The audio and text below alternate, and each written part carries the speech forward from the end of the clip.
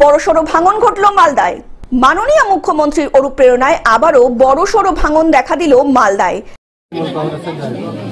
কেন কেন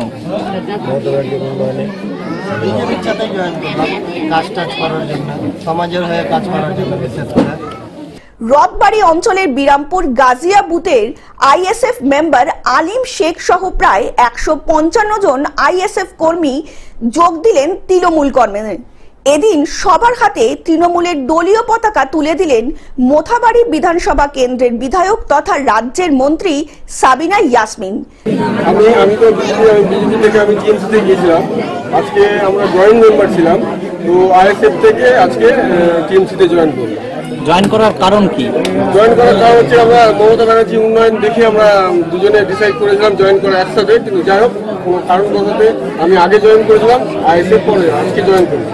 তৃণমূলে যোগদানকারীরা জানান তারা দলে থেকে মানুষের জন্য উন্নয়ন করতে পারছিলেন না, তাই মুখ্যমন্ত্রী মমতা বন্দ্যোপাধ্যায়ের উন্নয়নে সামিল হতেই তৃণমূলে যোগদান করেছেন সকলে।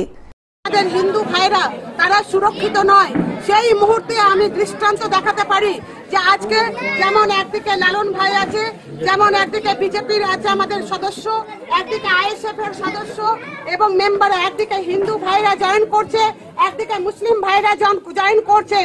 মালদা থেকে অভিষেক দাসের রিপোর্ট, গ্লোব নিউজ। এখন থেকে গ্লোব টিভি দেখুন আপনার স্মার্টফোনেও।